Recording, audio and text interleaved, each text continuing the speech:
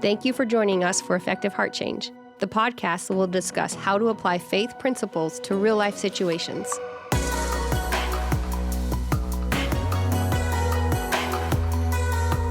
This is Effective Heart Change. It's good to be here with Effective Heart Change. Welcome, Dale. Thank you, sir. It is a heat wave. A heat wave, yeah. It's been a chilling experience here recently in the weather department, and I'll be glad to see it go. Those can just move right on out of here. I will be happy. We will smile. Life is good. You know, when you're minus 13, I think was the bottom, minus 13 up to, 20. Wow, that's quite a difference. Good stuff.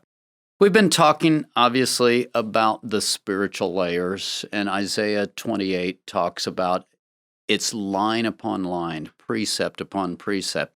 And so often we think of that in terms of ideas. Okay, let's start with basic ideas, but we're talking about the development of spiritual layers. And the first layer that we talked about was safe. And if I'm working with someone in addiction, or I'm just getting to know a new person, I want to share Christ with them, and it doesn't really matter what the context is. Until there's some level of safe back and forth between me and that other person, what's the quality of the conversation going to be like? What's the quality of the exchange going to be like? Somewhere in there has to be some sense of safe that's established, and that was the first layer that we talked about. Takes two to tango. It takes two. And if there's not two, there's no conversation. And then we move from there to the idea of belonging, and again, a lot of words are needed, and today, especially when we get to the layer, a lot of words are needed, but you've got love, acceptance, and belonging. So when I get to that layer, I begin to feel a sense of purpose. As human beings, we're very much relational people, and so I can't feel the part of who I am. I don't feel purpose unless there's some level of connection and belonging, and so that was the second layer that we talked about. Can't really overstate the relational thing. You cannot. It's all about, and that comes from God, and it's all inclusive. And there's healthy relationship and unhealthy, and so if there's not belonging, if there's not love, acceptance, and belonging, that doesn't work. Then we got to the next layer, which I call covered, because fathering is a great term, but it's the idea of there needs to be provision, there needs to be protection, there needs to be nurturing. But at the same time, you've got the other end from the child's standpoint.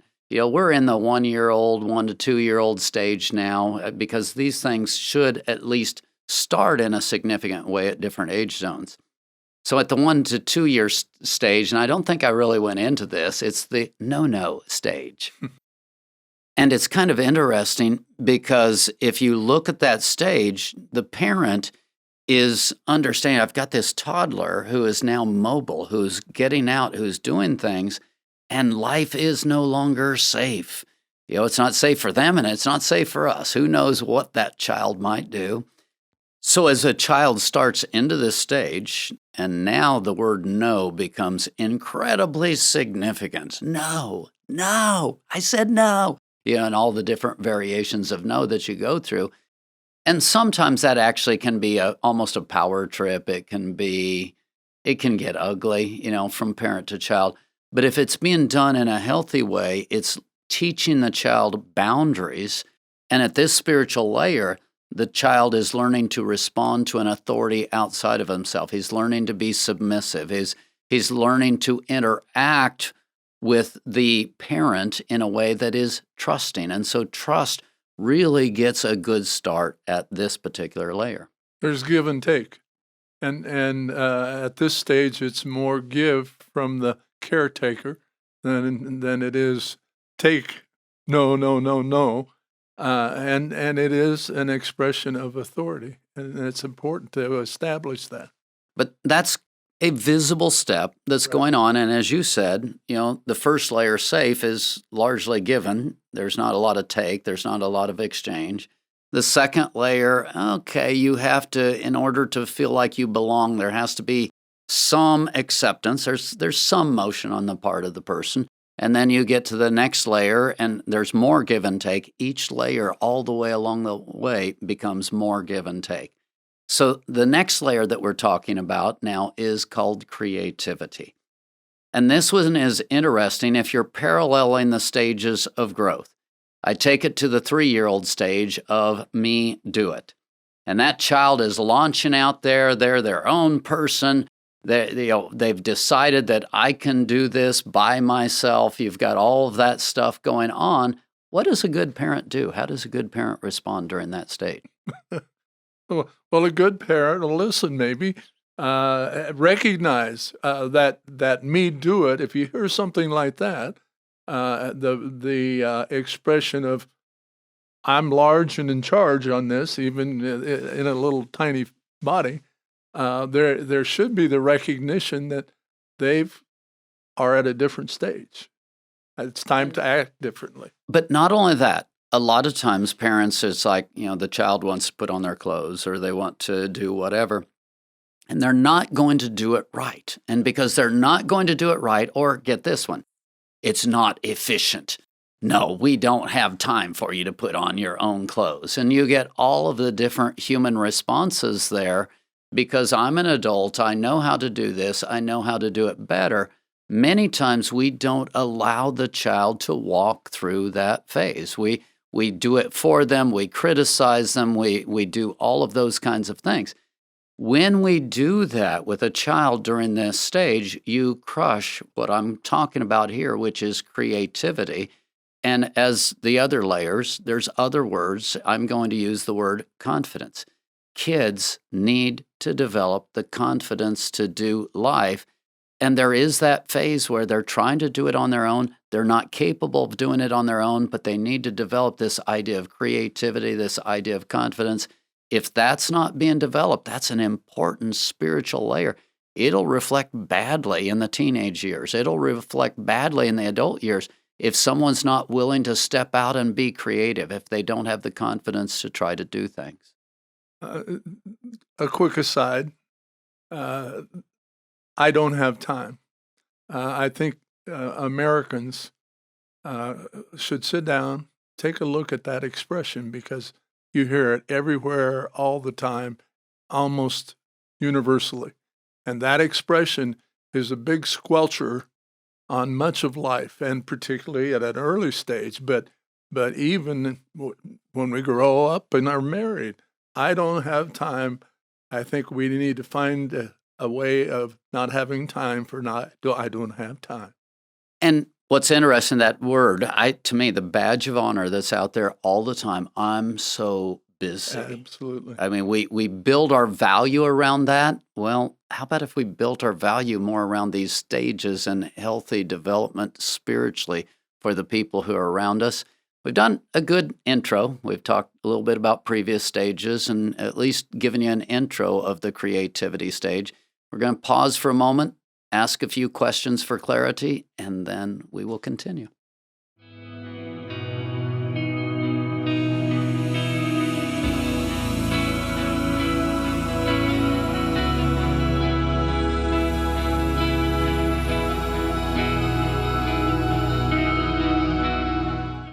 And we're back with Effective Heart Change, talking today about the layer creativity. One of my favorites. You love that. Oh, actually, you are. You are a highly creative person. Yeah.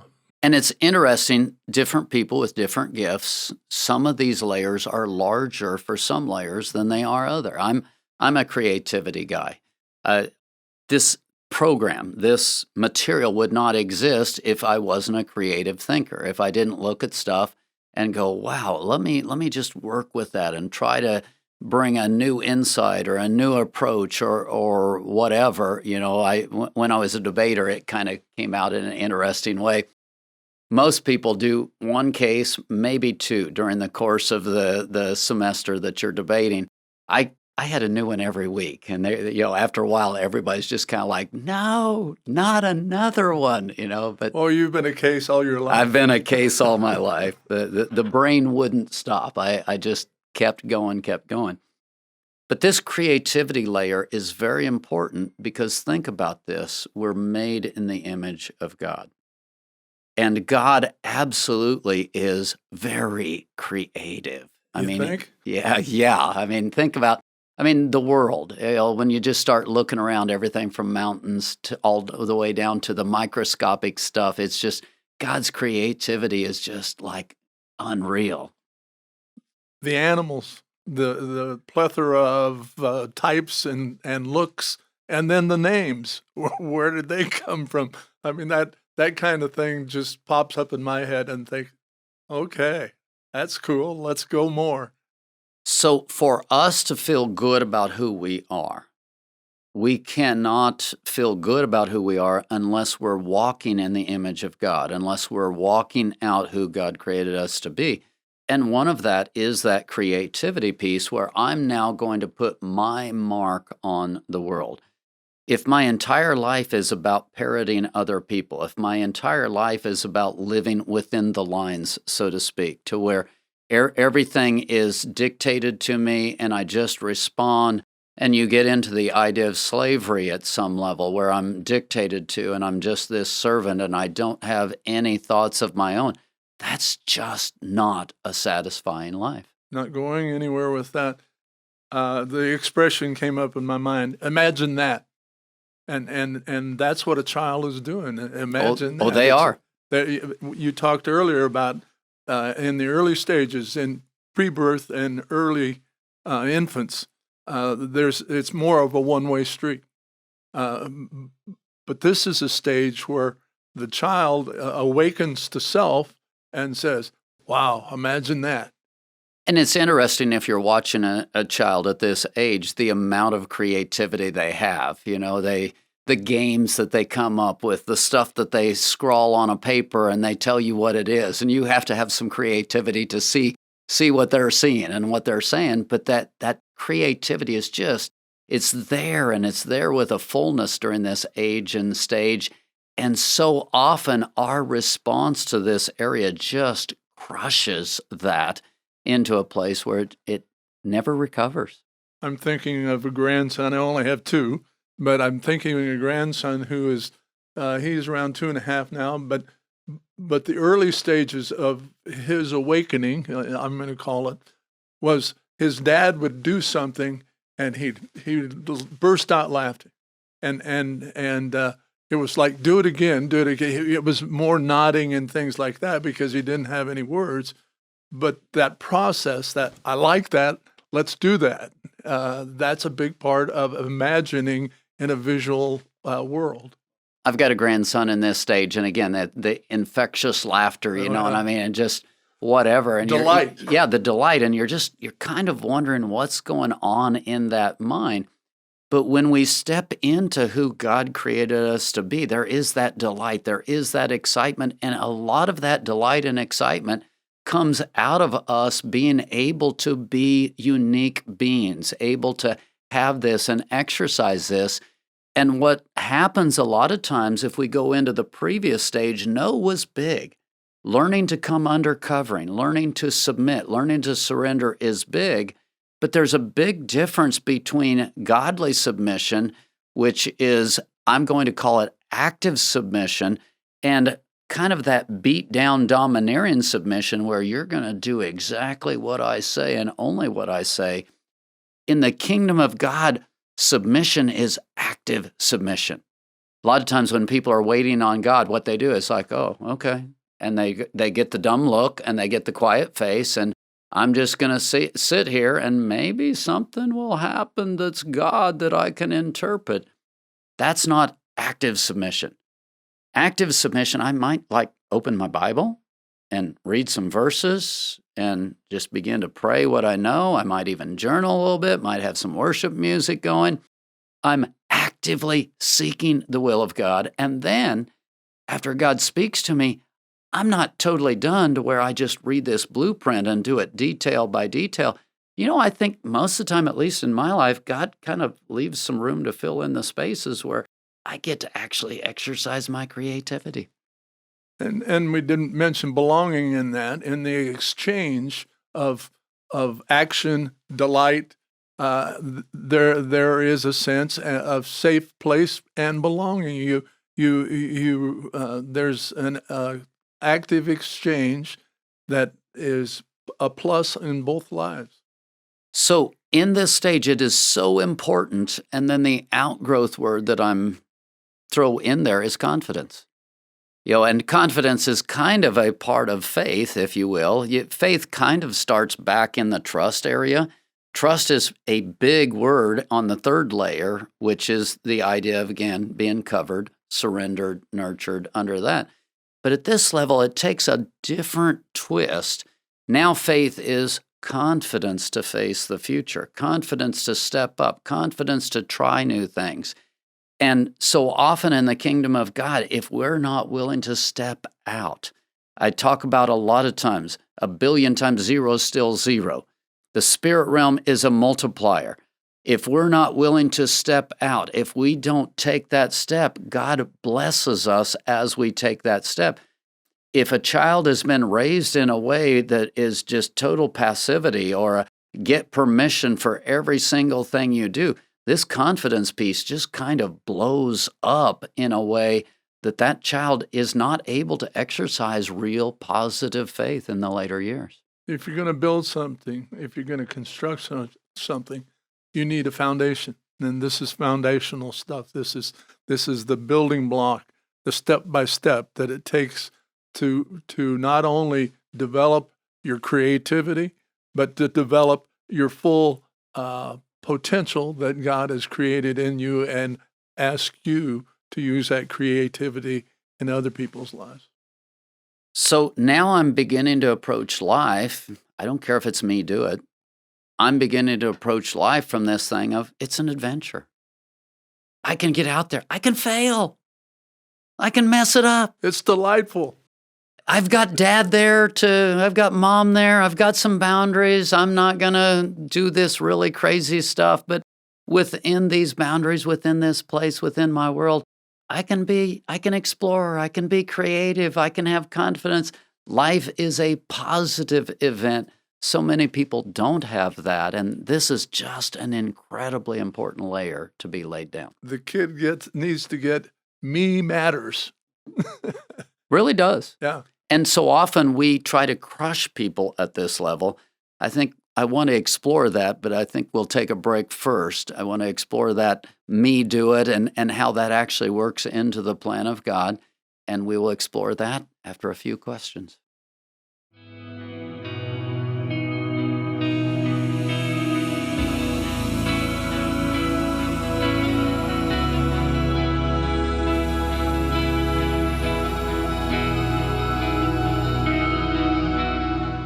Before the break, I kind of segued into what we're going into here, and I want you to think about this. There's a topic that I talk about called the good flesh. Almost everybody instinctively will be drawn into doing the very things God has called them to do. The example that I use a lot of times, I talk about an evangelist. An evangelist is called to share the good news of the gospel. Well, guess what? If you don't get into the gospel and you're not walking with Christ, you're probably going to try to share whatever you're excited about, and that's called sales.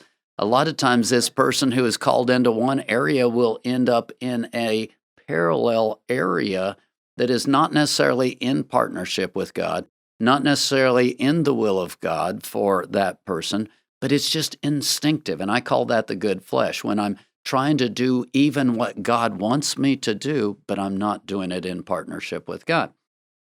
Fast forward here, I've written a book, and one of the things that I talk about that is this idea that guess where the natural place even the new believer goes is to the good flesh. If you've ever been around someone who's recently saved, they're going to change the world. They just got a prayer answered. They're ready to pray for you.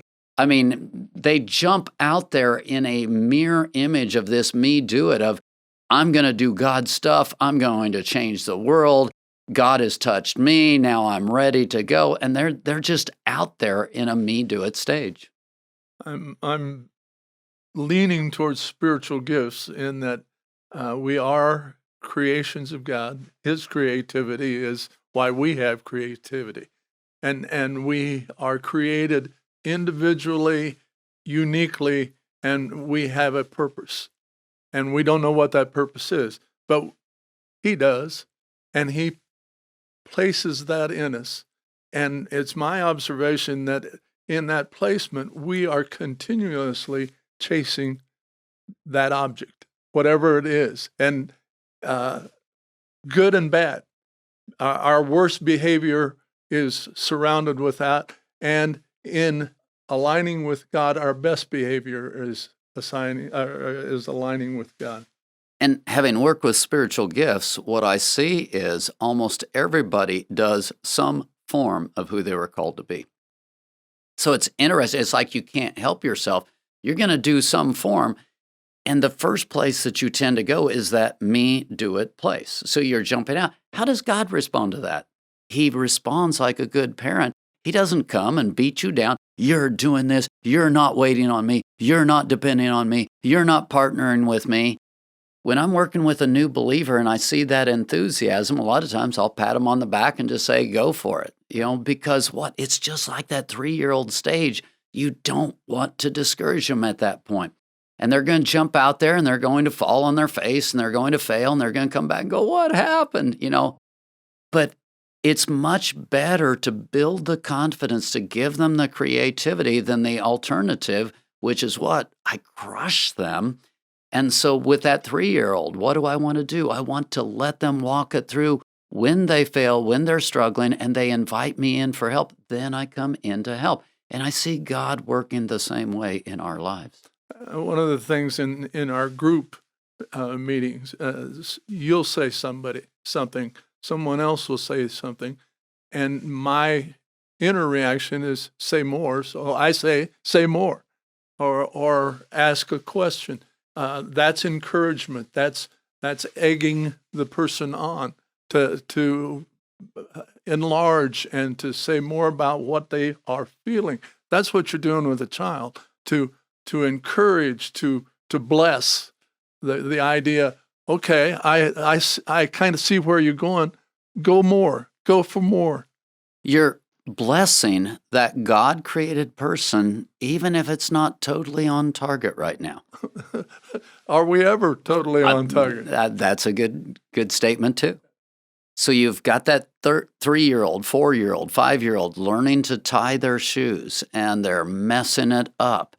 In the attempting is how you get there. We have one person who was in the class who had talked about all of the years during the childhood years, she never could do anything good enough. No matter what she did, somebody in the family would come along behind and fix her work. Well, guess what that did to her as a person? Squelched. It absolutely squelched. I mean, there was a crushing that happened there. So our normal tendency is to start at that me do it phase in our spiritual life as well, where we start off, we don't understand how to surrender it to God. We don't understand how to partner with God, and God loves us through that. And not only does He do that, He affirms us exactly what you were talking about in a way that transfers value to us. And frankly, that's a lot of what's going on in this stage. I'm exploring who I am, and exploring is such a huge word. The only way you're going to figure out your spiritual gifts is try stuff. Yeah. Mess them up. Mess it up. Fail. Yeah. One of the one-liners I talk about, which is very simple, is fail forward. It's not that I'm worried about you failing. It's I'm worried about whether or not you'll fail forward, which means that when you fall down, are you going to get back up again? And if you get back up again, failure really isn't failure in Christ. Failure is not the problem. It's the not moving forward. We need to recognize that didn't work. I'll try something else. It's an attitude of acceptance that, no, that's not where I want to go. And then direction, this is where I might try this and see if that works. But this layer is all about me being willing to explore, try new things, see things new ways, have confidence, have that ability to step out, explore my uniqueness. When that is being laid down, now I've got a new person. Frankly, as an employer, that's what I want. I'm not the guy who wants to look over your shoulder and dictate to you what you're going to do. I want to be able to look at you and say, okay, here's what I want. Here's the goal. Now, if you can reach that goal, I don't care how you get to that goal. I want this done. A lot of times employers are of a type where they want to dictate when you do things, how you do things, all the structure. I really don't care. Just meet this goal. I'll let you know when it isn't okay, but I'm giving you the creativity, the ability to create an approach that works for you and me both. And what's interesting, that then passes value in a way that I find I tend to have long-term relationships, long-term employees, because there is a valuing of people through that. And many times we don't understand that. We don't understand the value that is passed by really blessing and encouraging this area of creativity. Acceptance. Don't the words all run together? They are. They're triggers, and they actually trigger memories of those positive experiences. All of the layers run together. There is not this clean thing. I divide them out. I create this model just so that we can see and we can understand of, oh yeah, I need to be giving this particular thing at this particular time. But it's so imprecise in terms of a science, but yet it is real. I mean, these layers are real and they're so desperately needed for our spiritual development.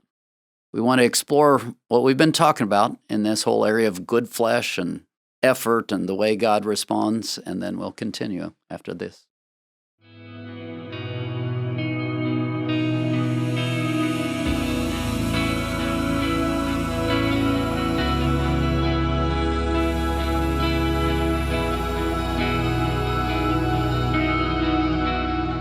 In this segment, I want to go a little bit different place. I'm going to call it infinity big and infinity small. That's a big subject. Infinity is a big subject. When we start thinking about space, I mean, the planets, the solar systems, and you start looking at the different star systems and all the different stuff, there is infinity big out there. I mean, the creation of God is so much greater than we can possibly even imagine. And you start talking light years and something so many light years away. And so the years that it takes for that light to travel just to get to the earth, that's infinity big. I've done this idea of infinity big and infinity small for a while now. And infinity big is God. That's my best expression of it. But that's so far beyond me that I can't. The example I get is if you're a great high jumper, you can jump around 8 feet. Well, 8 feet in the solar system don't make squat. It's not much. No, but in thinking that way, I got to thinking, well, if you can go out to infinity, you must be able to go into infinity. Infinity is small. The microscope, the neutron, the cell, the subcellular organisms, I mean, there's literally organ systems, if you will. Maybe that's not a great description, but our bodies are made up of organ systems. Well, all the way down to cells. Cells themselves have these interactive functioning bodies within them that are just like the infinity small is just mind-boggling. Well, the reason I bring that up is because creativity needs to stay within certain boundaries. And the Word of God sets certain things up, and if you go outside of those boundaries, and the word I like to use is reality, God sets up boundaries for relationships and how to have them and how to function in them. And when I decide I'm going to go outside of those boundaries, the reason God set those boundaries is because you tend to get burned when you go outside of them. And so let's just start with the simplest boundary, which is love one another. If I'm walking in love, all of these stages, they're developed and it works and I have a good life. But if I move outside of love and I start moving into selfishness and I do things like lying or stealing or all of these different things, all of a sudden my relationships start to be destroyed and now I can't have a good life, I can't have a quality life. So God sets up a basis of reality with a set of boundaries, And part of what we have to understand is creativity needs to stay inside of those boundaries. That's a little bit part of the reason why I used infinity big. Infinity big isn't, I got to try to find something outside of the box in the sense of outside of God's boundaries. I need to find more infinity small of, okay, God kind of set this box. Let me be incredibly creative inside of this box. I'm struggling with the box. And when you introduced it in class, I had the same reaction. I understand that our expression of creativity needs to have parameters, needs to have limits.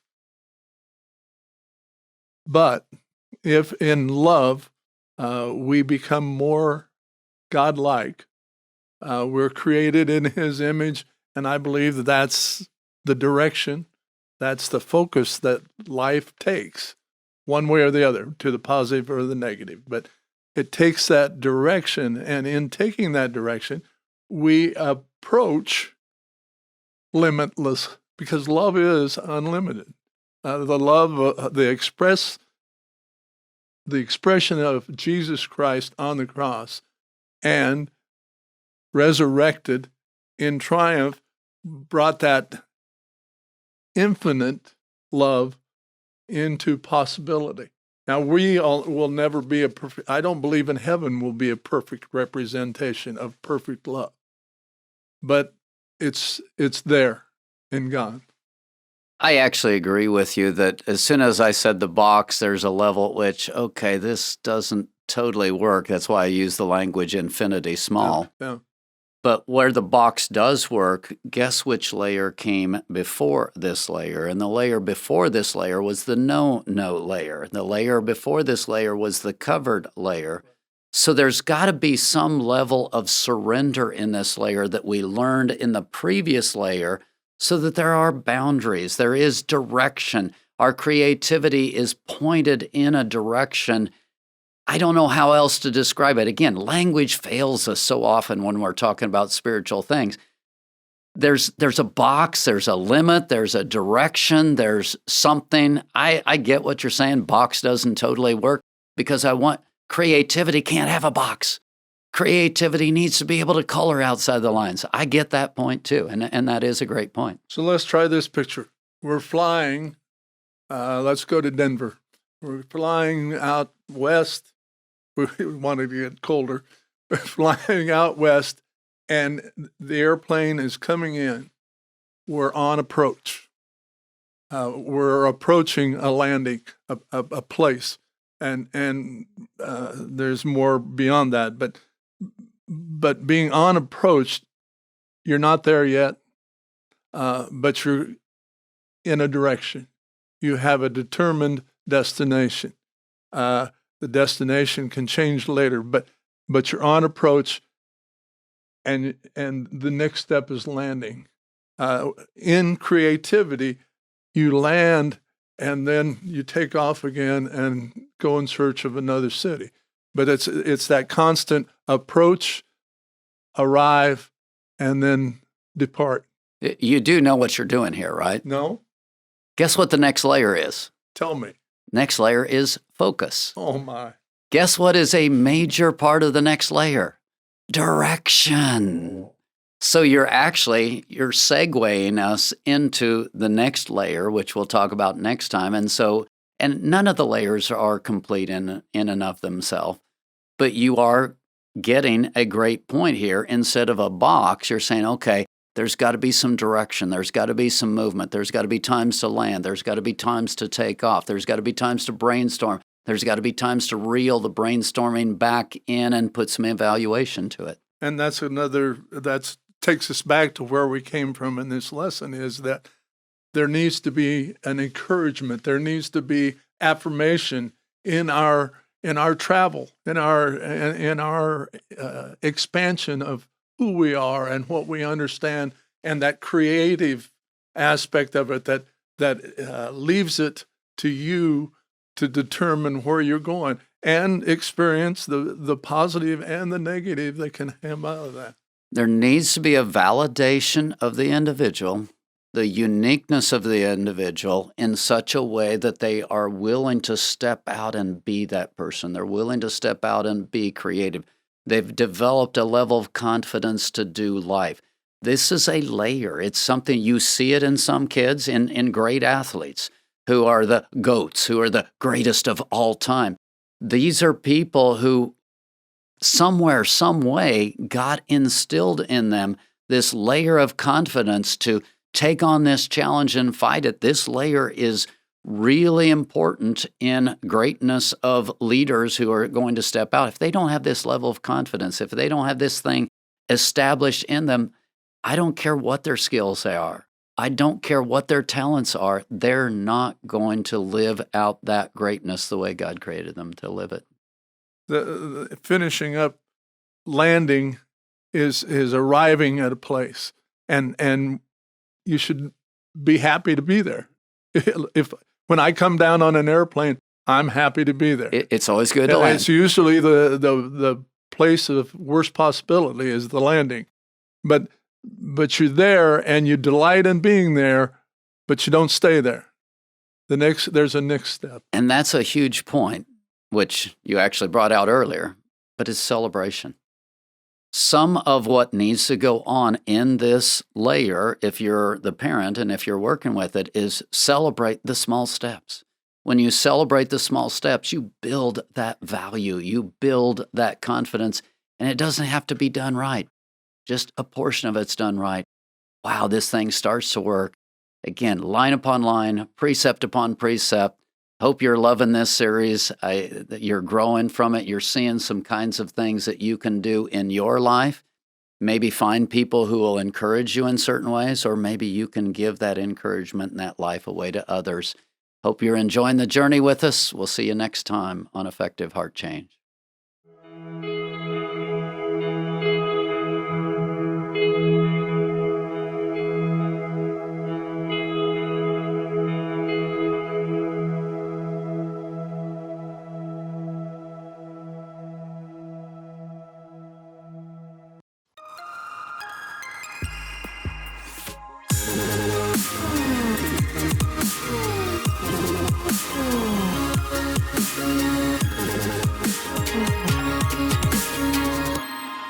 Video production, editing, and audio by Matthew. Set design and setup by Ashley. Content recorded live at Studio 104.